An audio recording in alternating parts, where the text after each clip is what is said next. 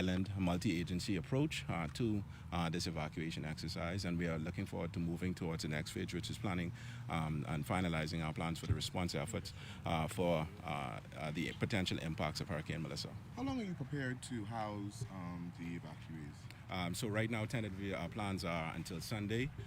We have our plans laid out in terms of the potential impacts most of the islands are experiencing adverse weather conditions as we speak.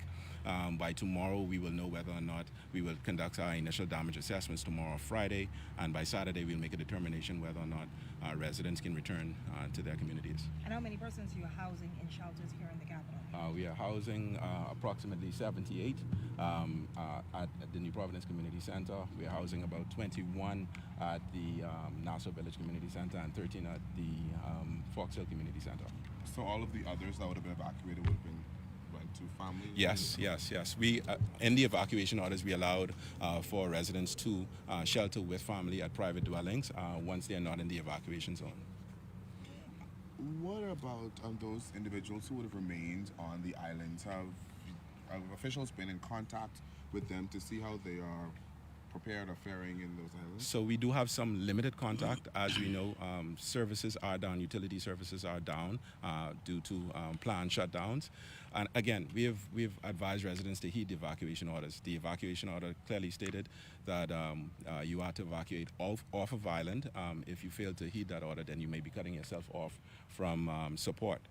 But we do remain in contact with some of the law enforcement partners. The RBDF teams are in place to protect assets and ensure that residents remain safe until the passage of Hurricane Melissa. So officers are on those islands? Yes. And you have any latest updates from the Met Department in terms of Melissa Drive? As we speak, I believe residents in Inagua, Crooked Island are reporting some uptick in the weather conditions. We should have a further update at 6 p.m. From the Department of Meteorology.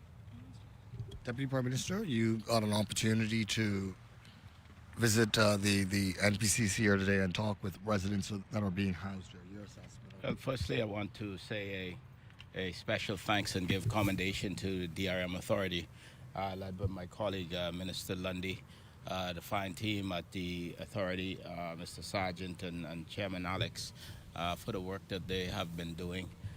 They've had steady hands on the tiller. They're operating with little sleep, I believe, but they've been vigilant and doing the best they can under very difficult and trying circumstances.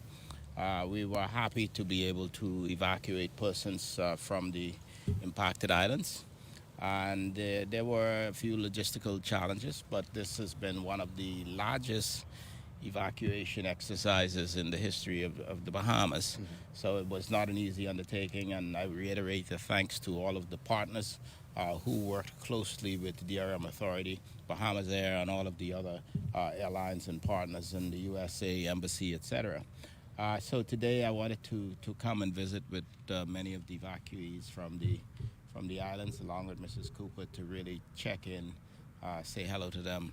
And I was pleased. They all seemed to be very comfortable, and very grateful that we were able to evacuate them here to New Providence. Naturally, people prefer to be home, but they all seem very understanding. And we see children and mothers and fathers and community is still together. People know each other here. Most of the people here are from Auckland and some from Inagua. So it's a good community still here at the NPPC shelter. Seems well managed. I had an opportunity to talk with the shelter manager and of course with the Royal Bahamas Defense Force officers who are ensuring that it's safe here at this center. So far so good.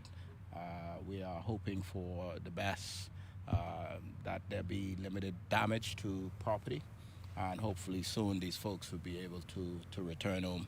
And we are hopeful that the damage would not be so great, but we're praying for the best. And Deputy Prime Minister, what are we doing about the Bahamians now stranded as a result of the devastation the storm has caused in places like Jamaica and Cuba and that sort of thing? Let me firstly say that Bahamas Air conducted a flight to evacuate Bahamians out of Jamaica before the arrival of Melissa. So let me put that on the record. It was focused on the evacuation of students, Bahamian students, but open to others as well.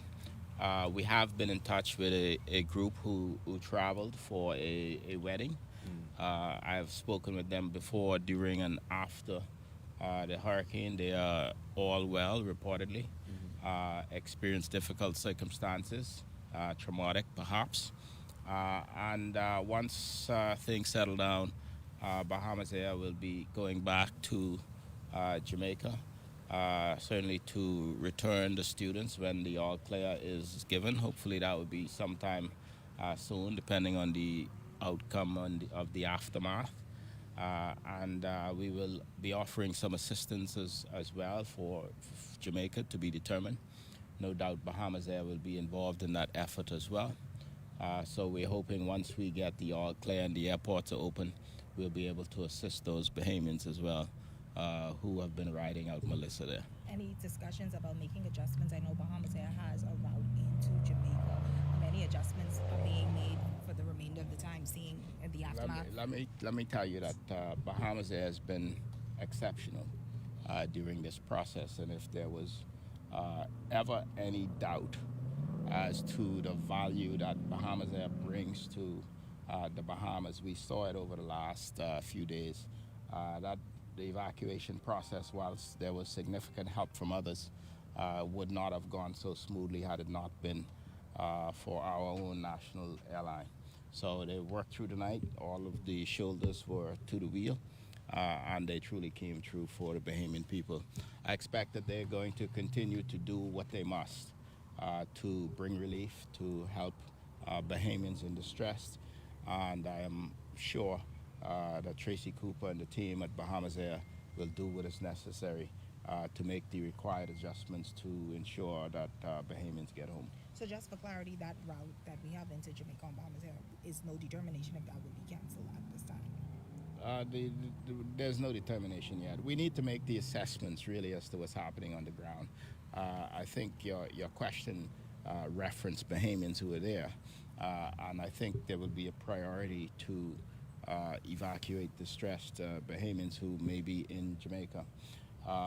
Bahamas Air will consider on commercial terms and commercial basis, and no doubt there will be a lot of considerations. They need to determine the condition of the airport, etc., and the state of travel, the state of utilities, infrastructure, etc., and then they will make the determination. It's too soon to say what the future of the route is, but Bahamas Air is committed to regional expansion, and on the same basis that they made the decision, they will make the determination as to how to move forward. All right. Thank you. Thank you all. TPM, thank you very much. And that completes this afternoon's press briefing here at the NPC.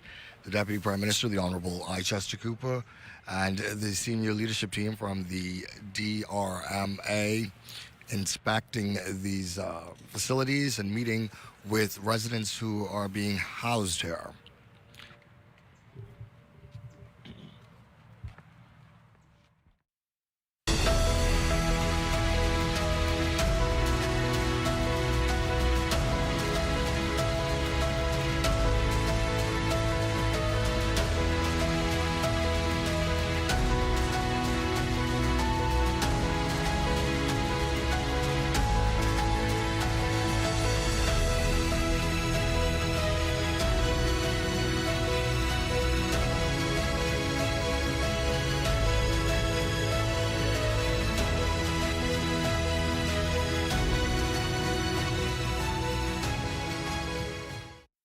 DRM Authority 2025.